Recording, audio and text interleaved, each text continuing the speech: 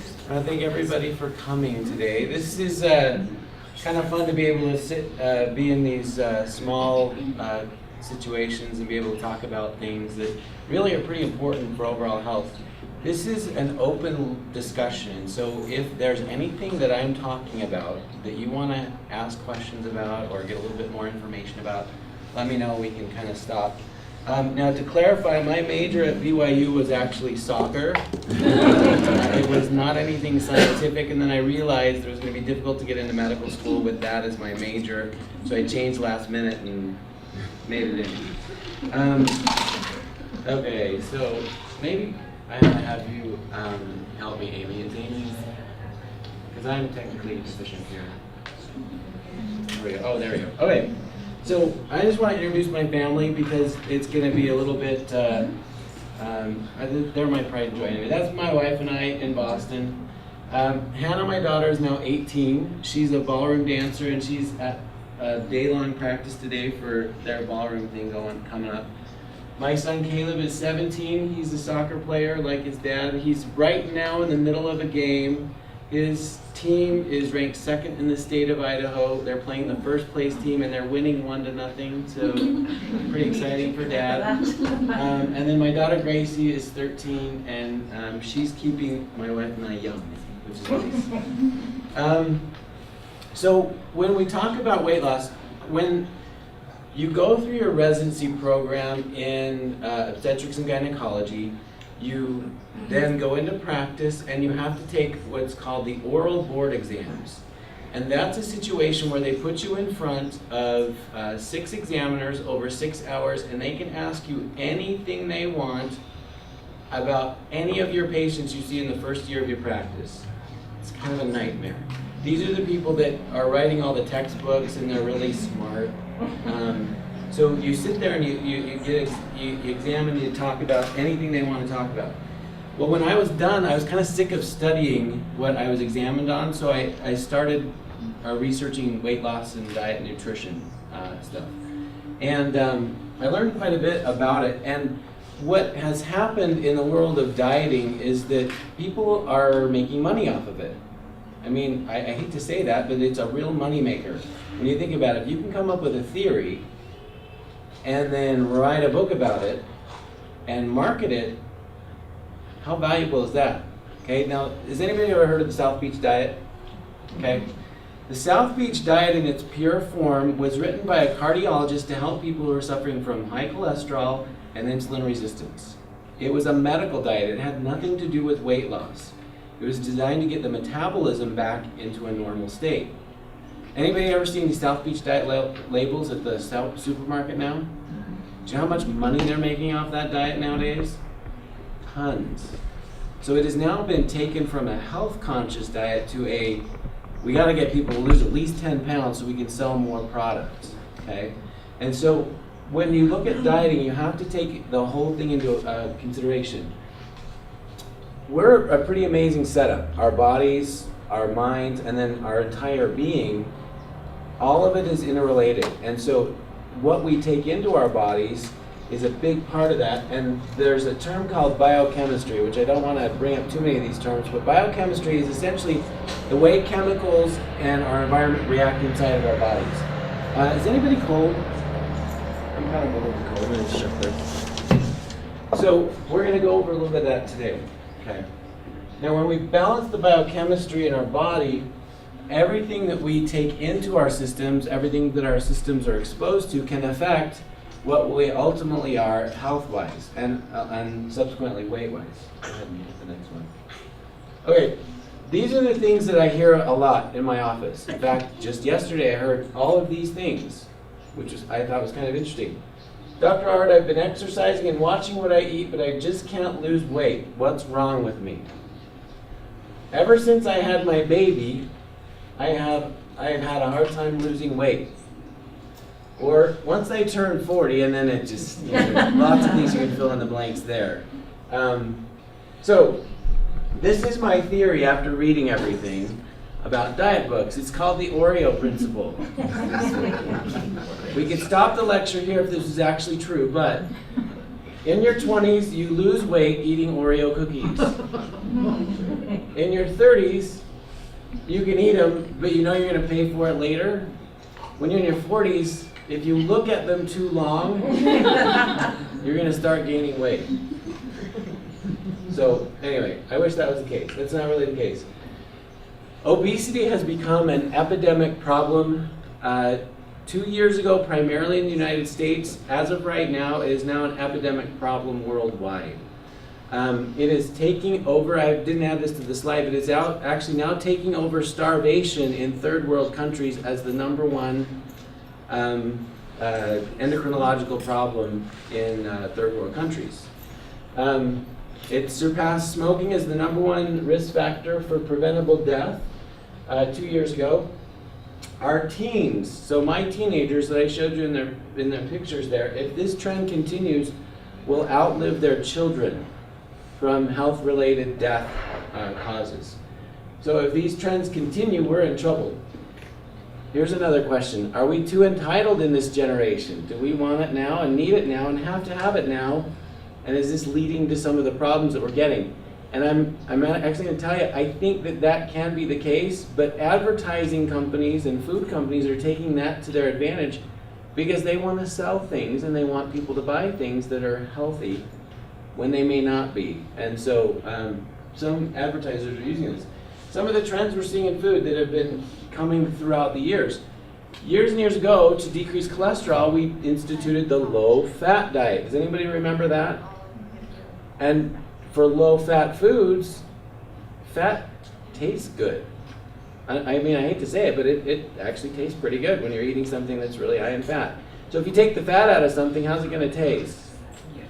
Yeah, not so good. So they started adding this HFCS, or high fructose corn syrup, to make it low fat, but it had high sugar content. And not real sugar, it was a different kind of sugar, but that started about 20 years ago now. And obesity has skyrocketed since they took diets and made them low fat. That's weird. Doesn't make a lot of sense. We also need to start paying attention to things like sugar and sodium in our foods, and get used to reading labels. Yeah, go ahead. So I had a question. I heard that high fructose corn syrup is like the worst thing for you and that other sugars are better, like honey or something like that. Is that true? Yeah, I'm going to show you. Oh. Next slide. Go ahead, next slide.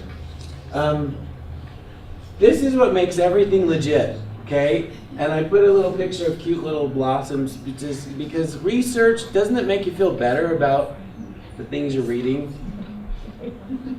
There's research added to this, so it must be legitimate, right? I've met a lot of these researchers, and some of them don't interact well with people.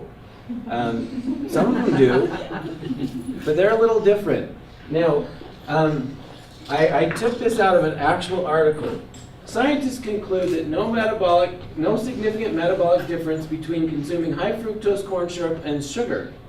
So to answer your question based on this research article, the answer is no. They're exactly the same. But you read a little bit further, and just to make sure that they're not saying something they shouldn't, they ended up with more research needs to be done. But what we do know is that consuming all foods in moderation combined with regular physical activity is key to maintaining body health. Well, you could write an article about how chocolate cake is no different than, wheat thins, but then end the article with this and you'd be okay. But one more slide. You gotta look at the fine print. Anyone notice a problem with this movie poster? Okay. My son had a little fun running for student body office. So you have to be really careful when you look at things, they may not actually be what they're meant to be.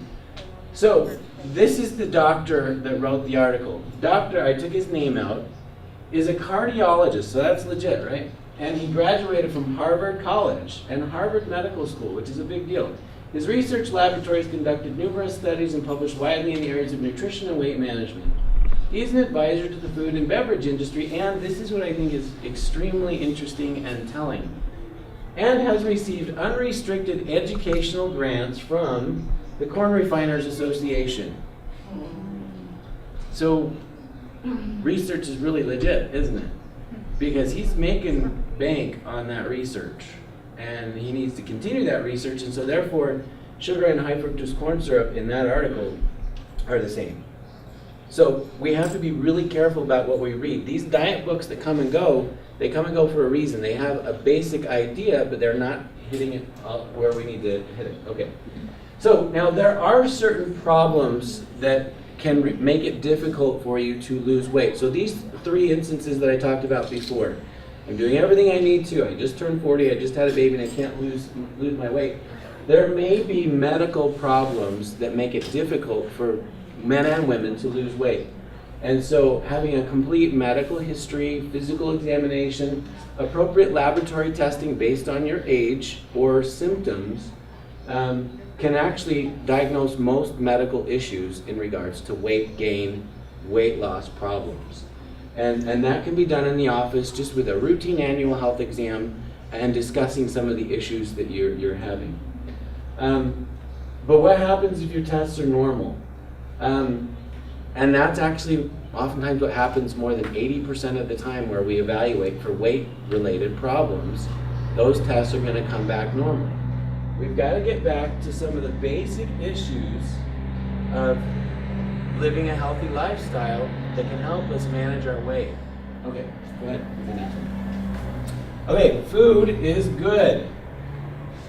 There are a lot of diets that talk about how food is not good. But our bodies need energy to function. We need to keep that going to be able to function like we should. And so I don't want you to get the opinion that eating your bagel and fruit is a bad thing. Your body actually needs those things, and it's appropriate.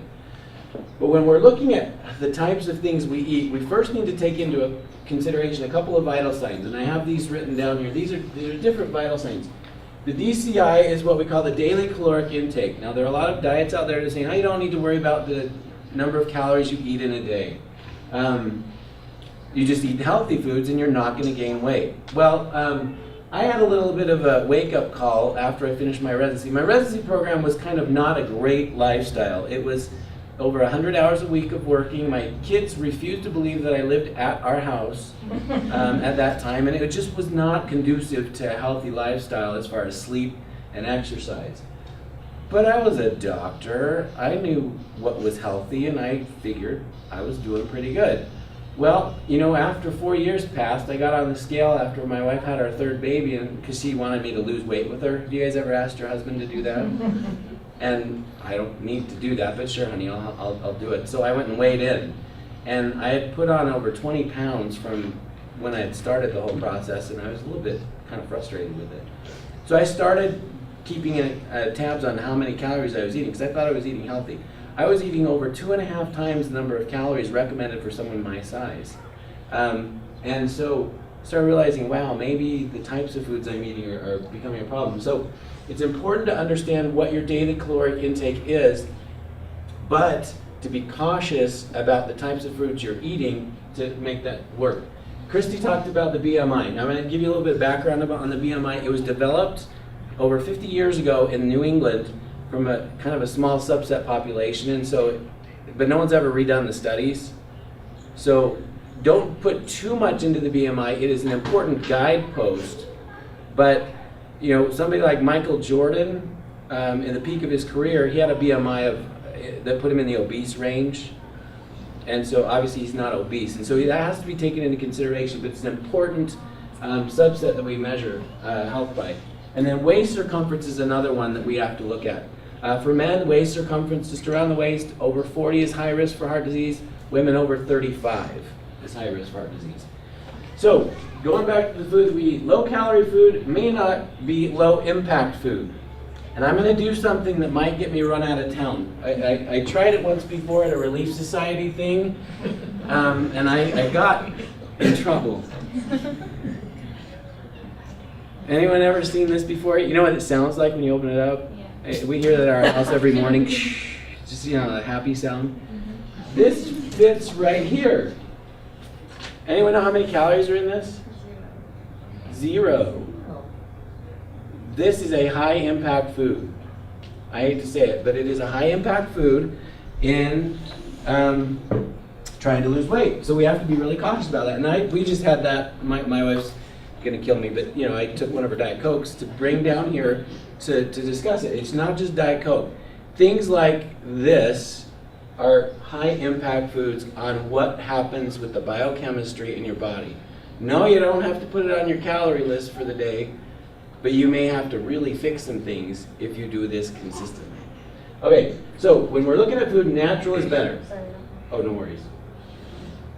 So now talking about sugar. Now I'm going to answer your question in detail here. So sugar can have its impact, and that's what we're worried about. With this big high-fat change that we made 20 years ago, and we went to high fructose corn syrup, and then we saw all the problems that high fructose corn syrup can cause. And then they started thinking, well, maybe natural sugar is better. And in reality, yes, forms like honey, agave, regular sugar, they can be better for your body because your body recognizes those as real food. High fructose corn syrup is a synthetic food that your body doesn't even recognize and can't even metabolize normally.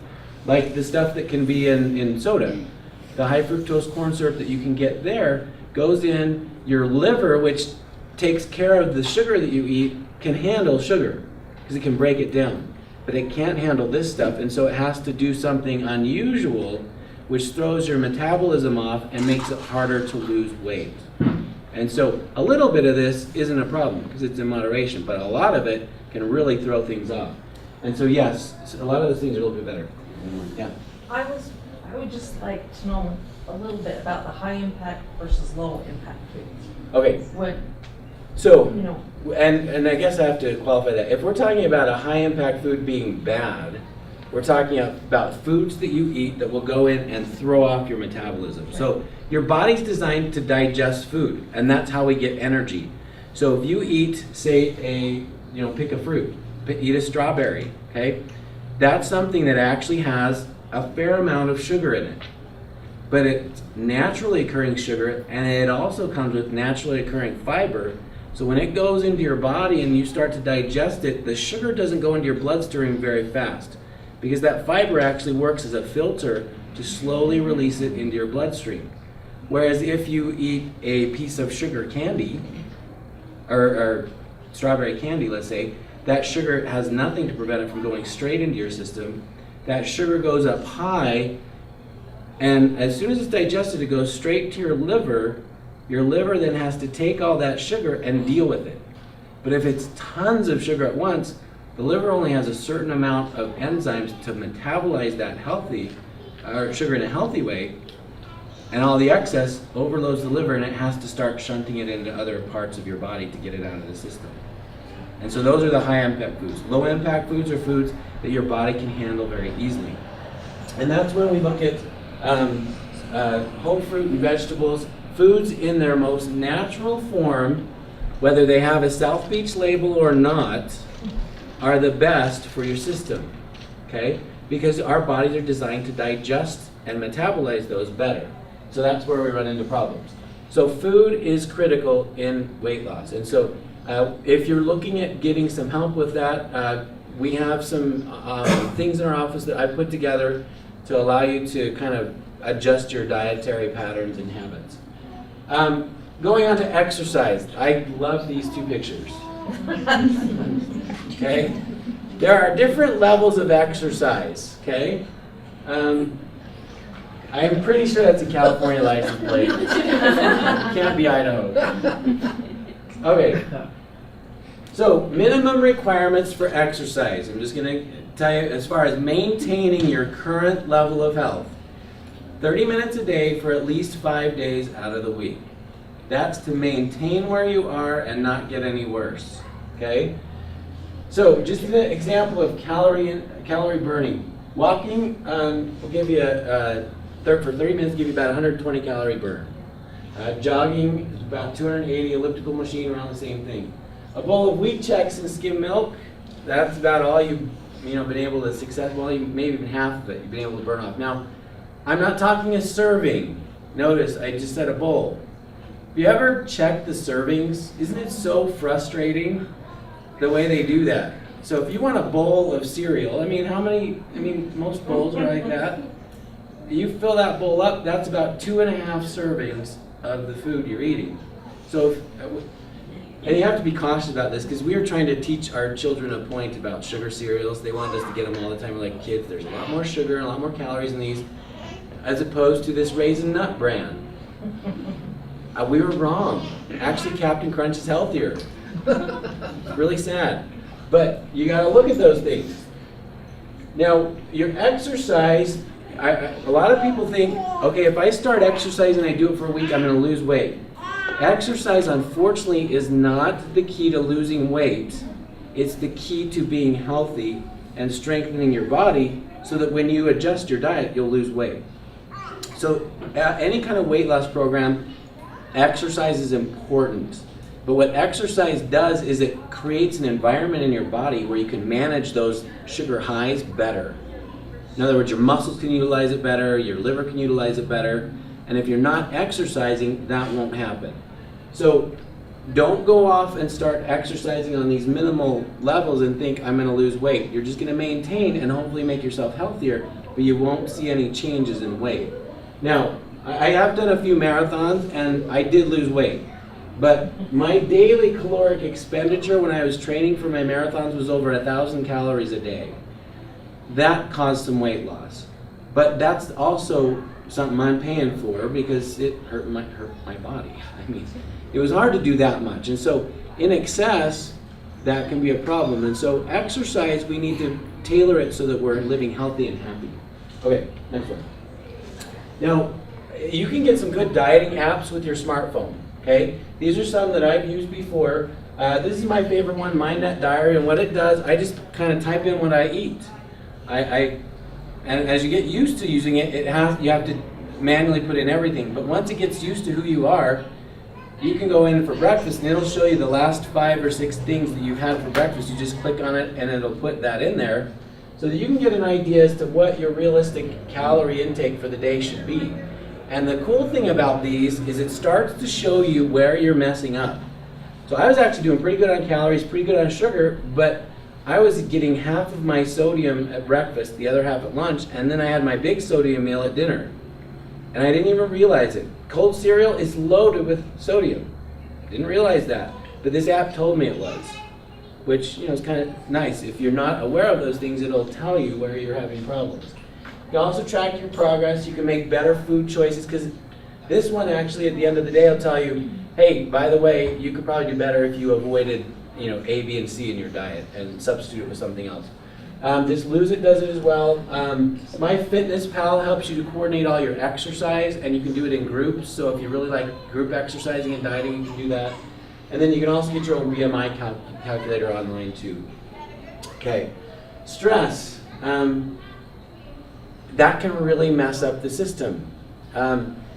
When we get our dieting right, we get our exercising right, but our life is in a real uproar and we're having stress constantly in our lives, that can still make it difficult to lose weight and sometimes impossible to lose weight.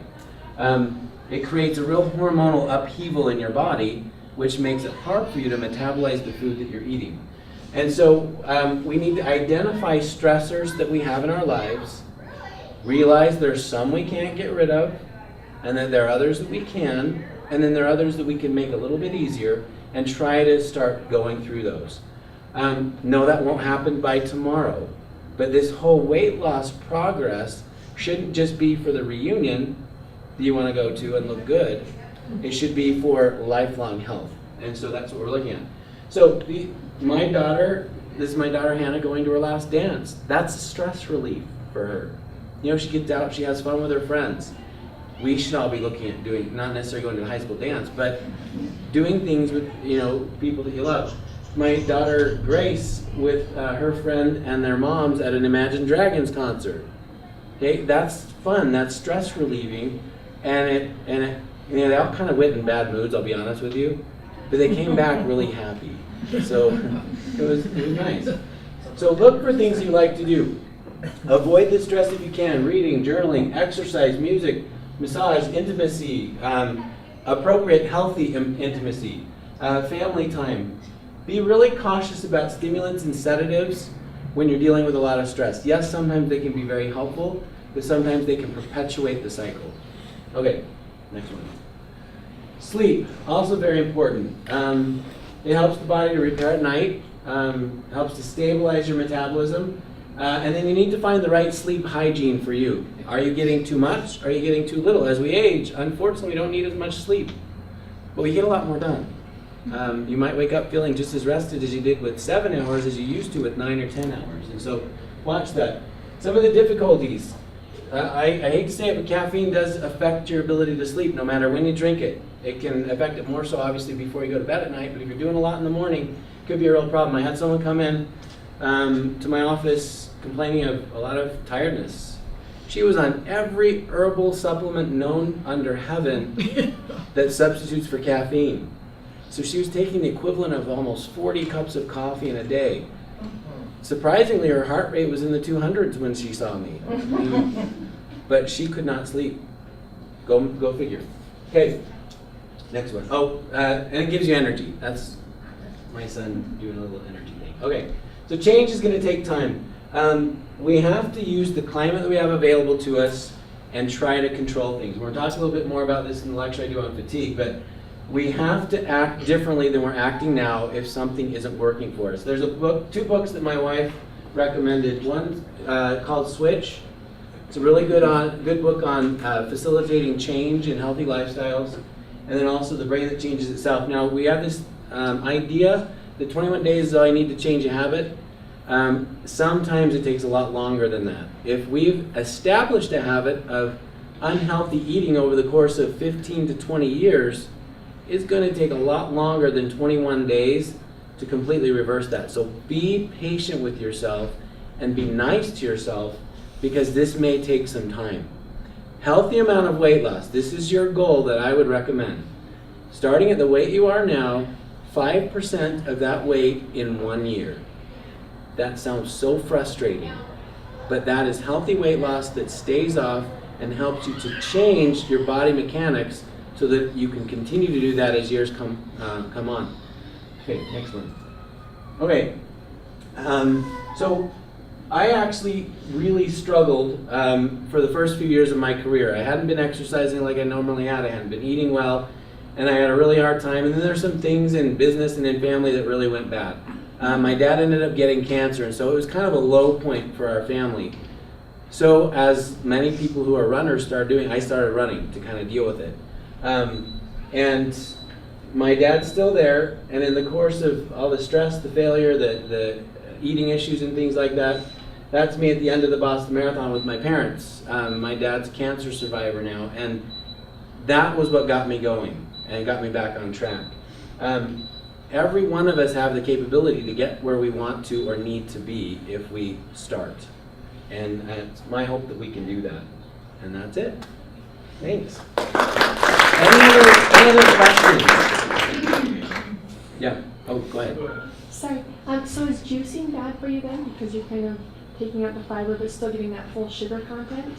That's a good question because that's something that people are looking at a little bit more. If you do the juicing, it's actually a lot better than, for instance, going down to the grocery store and buying the juice that they have there for you. I mean, if you check the sugar content in most juices, it's relatively high. Juicing can be careful or good, but you want to try to get that natural fiber in with it as well. And so if it's taking all the natural fiber out, it is going to raise your sugar quicker. Like say if you were to juice an orange and you just juice it and drink the juice, your sugar blood levels are going to go up faster than if you just ate an orange. Because that fiber is going to help blunt some of the increase in the sugar in your bloodstream. Okay. So what you look at there is if that sugar is going to go up really quick and I can make it go up slower by eating the whole piece of fruit instead, that's probably better. But if the decision is I hate eating an orange and I'm either going to eat, do my Diet Coke or juice and get the juice here, obviously that's a better choice. So, but yeah, I'd probably go for the whole fruit. So, but yeah, juicing does have its benefits for sure. A lot of people, will do the vegetables, which are a little bit more challenging for people to eat whole. And so obviously if you can get it in that way, that's better than not eating it at all. You talked about diet drinks. Tell me, energy drinks, what kind of impact does that have on your metabolism or Obviously, it's Energy drinks have their place, and I'm definitely not preaching against them every now and then. I mean, if you're on the freeway and you've got to stay awake and drive home, I can see that that versus driving your family off the road is probably important. As far as a daily exercise drink, you really need to be cautious about what that exercise drink contains. So for instance, you look through that exercise drink, the sugar content is more than 15 grams of sugar per serving. And then you look at the number of servings and it's oftentimes 2.5 to 3 servings per container. And then you look at all the other herbal supplements. Most of those herbal supplements that have really cool names is just another name for caffeine. And so they have their place, definitely, but in long term, they're going to be high impact foods in eliminating or negating what you've already done to work towards weight loss and healthy lifestyles. So if you're doing it every day, it's going to add up and it's going to make the metabolism more difficult to work with. Yeah. They talk about juicing when people are like going to the Academy Awards and they want to lose or the weight to get in their dresses, things like that. Sure. Is that unhealthy for them to do?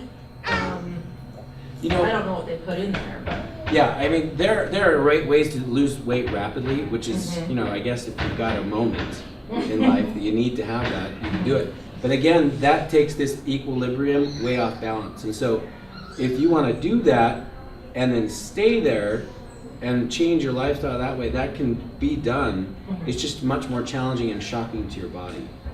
So again, going back to that Oreo principle, you can probably pull it off when you're 20. But the older our bodies get and the less our metabolism works as it did when we were younger, when we throw things off like that, it puts things into a real tailspin, trying to get back to that equilibrium so we're managing the food the way we should. So, Is there anything that's healthy to zip up your metabolism and kind of give that a little kickstart? yes, exercise. Exercise is the only thing without major side effects. But there are other things too. There are medications that can be used short term under controlled situations. There are a lot of medications that have been taken off the market to do that because of heart problems, but there are some that are still on the market. They can be used, but they need to be done under physician supervision. The problem with some of these medications, they can give you heart arrhythmias if you're not eating and drinking like you should. And the problem is we're giving in to people who are dieting, who are not eating and drinking like they should. And so it's a real risky thing. But exercise is by far the best. Appropriate sleep and stress reduction are really where you're going to get that jump start. So, and we'll talk a little bit more about that in my fatigue lecture too. So, but be really cautious about the things you take that are kind of new fads. Have somebody read it that understands what the ingredients are so that we can help. And my wife actually got something that was sold around our neighborhood about 10 years ago. It was to help decrease stress. It was this like kind of, I don't know what the brand was, but so she bought one because it was really good. It really helped reduce stress. So I read through it, and down the bottom it was like almost like a shot of whiskey. As I'm reading through this, it's like just a little tiny vial in it. I'm sure it would have helped. I should have let her do it, you know, just because it would have really relaxed her. But so you got to be really cautious about those things. So I had a question. You were talking about exercise, and you said that you did the marathon and you paid for it. So what's an appropriate amount of exercise if you're wanting to try to lose weight, like going over the 30 minutes but less than what? Again, I think when you're looking at exercise as a method to lose weight, you'll be a little bit frustrated. One of the things I failed to mention is weight training. In other words, lifting weights has been shown even recently to really facilitate managing blood sugar better. So, so in every weight loss program, you should have weight training at least twice a week because that helps to facilitate your sugar management. But I think the best thing to do is listen to your body. And what I found out being around the marathon community is none of us listen to our body. We listen to our head. And we think, I can do it, I can do it. And so I made the mistake of doing 2 marathons in the course of 2 weeks. And now I've got arthritis in my foot that I found a cure for it. My brother's my physician. He said he could cure me, he just has to kill me. That's the only way to fix that arthritis. So it's mine now. And I really think had I used moderation and listened to my body, who said, don't do it, I probably would have been okay. And so, sorry. Oh, go ahead. And so like the difference of it like hurting because you're, doing something good for your body and hurting because like you're hurting your Right. body. You want to try to work yourself up into an equilibrium that works for your body. In other words, my wife started running. She hated it and still kind of hates it, but it's been over the course of 4 to 5 years, she's actually ready to run a 5K. She's feeling pretty good about it. She's not going to place in anything, but she listened to her body and went slow. There are certain types of, I'm not a big weight trainer, and so she was really into weight training, so I said I'd do that with her if she did running with me. And it was really hard for me. It was very frustrating. Dr. Evans and his sons do it all the time, but you have to gradually work yourself into it, okay? And I think finding that equilibrium is good. Obviously you want to challenge yourself, but in the course of exercising, the best way to do it is to kind of build over the course of 3 weeks, and then go back to an easy week. Then build over the course of 3 weeks, go back to an easy week, so you keep your body in its equilibrium state. And then you'll notice you can do more as you do more. Any other questions? Sorry, I think I kind of went over a little bit, but hey, thank you.